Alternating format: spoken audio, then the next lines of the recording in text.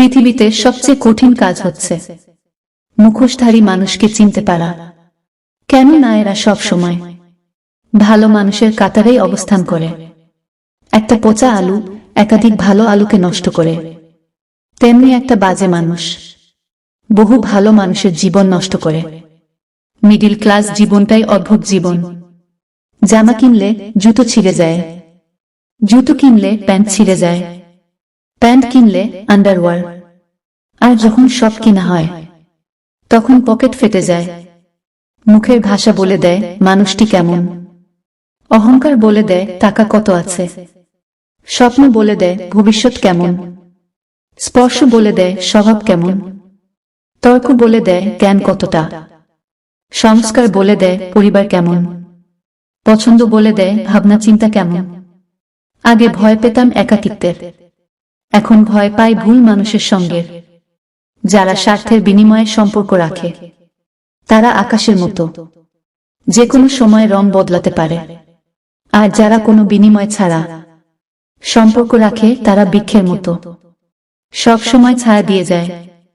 সবার থেকে ভিন্ন হওয়াটা খুব খারাপ কিছু না। এর মানে তুমি নিজের মতো থাকার সিদ্ধান্ত নিতে যথেষ্ট সাহসী ও বুদ্ধিমানী। মানুষের জন্য ক্ষতিকর স্বভাব হল ১. বেশি পরিমাণ কথা বলা, ২. গোপনীয় বিষয় প্রকাশ করে দেওয়া, আর ৩.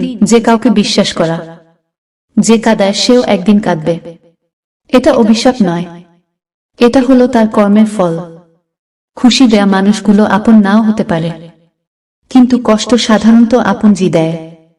জীবনে যদি কিছু করতে হয় তাহলে কাল থেকে নয়, যদি কিছু শুরু করতে হয় তাহলে আজ থেকেই করো, কারণ কাল কখনো শেষ হয় না। কেউ অপমান করলে তাকে উত্তর দেওয়ার সবচেয়ে ভালো উপায় কি জানেন? আমার মনে হয় অপমানের শ্রেষ্ঠ জবাব নীরব থেকে নিজেকে তৈরি করা। নিজের যোগ্যতাকে এমন একটা জায়গায় নিয়ে যেতে হবে যখন অপমান যে করেছে সে যেন নিজেই নিজেকে ছোট অনুভব করে। আর ধৈর্য না হারিয়ে সঠিক সময়ের অপেক্ষা করা, যখন তার মুখোমুখি দাঁড়িয়ে অপমানের জবাব দেওয়া যাবে। ভুল জায়গা আর ভুল মানুষের প্রতি যতই স্যাক্রিফাইস করো না কেন, তুমি তার ফিডব্যাক হিসেবে জীবনে কিছুই পাবে না, মনে রেখো। বরং তিলে তিলে তোমার তুমিটা নিঃশেষ হতে থাকবে ধীরে ধীরে। কষ্ট আমাদের তারাই দেয় যাদের আমরা অধিকার দিয়ে থাকে। ভালো সময়ে পুরো পৃথিবী পাশে এসে দাঁড়ায়, আর খারাপ সময়ে নিজের ছায়াও সাথে থাকে না। যে স্বামী পরিবারের সদস্যদের সামনে নিজের স্ত্রীকে অপমানজনক কথা শোনায় সে স্বামীর প্রতি স্ত্রীর মনে কোনো ভালোবাসা থাকে না।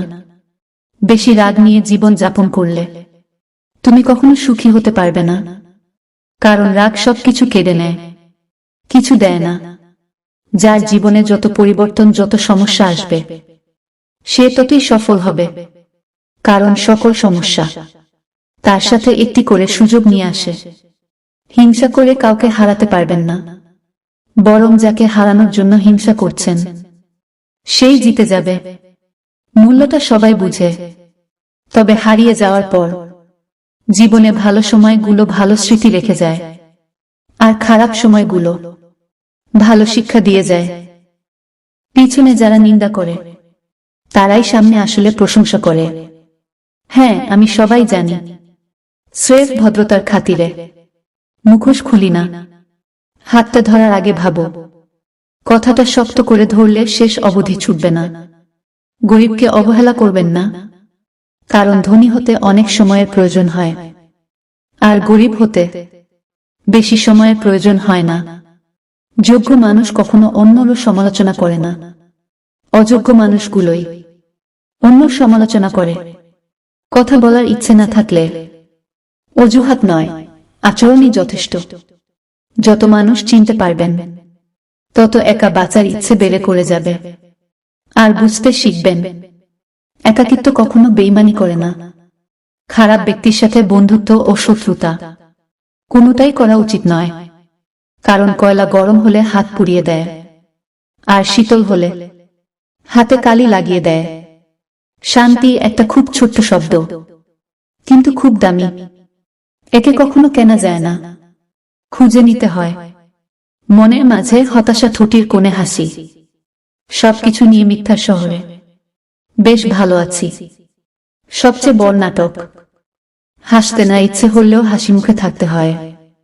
ভালো না থাকলেও ভালো আছি বলতে হয়। মানুষের চরিত্র হচ্ছে একটি দোকান, মুখ হচ্ছে তালা। তালা খুললেই বোঝা যাবে এটা কি স্বর্ণের দোকান নাকি কয়লার দোকান। শূন্যের নিচে শূন্য বসালে যেমন যোগফল শূন্য হবে, তেমনি যে আপনার নয়, তার জন্য পুরো পৃথিবীর সাথে যুদ্ধ করলেও সে আপনার হবে না। শাশুড়িকে বৃদ্ধাশ্রমে রেখে 95% বউ বাপের বাড়ি এসে ভাইকে বুঝায়, মাকে অবহেলা করিস না। মায়ের পায়ের নিচে সন্তানের বেহেস্ত। মাঝে মাঝে খারাপ সময় জীবনের সেরা সময়ের পথ তৈরি করে দেয়, যাদেরকে নিয়ে বাস্তব জীবনে এক পাও হাঁটা অসম্ভব, ঠিক তাদেরকে নিয়ে শত মাইল পার করার স্বপ্ন দেখে আমাদের এ অবুঝ মন।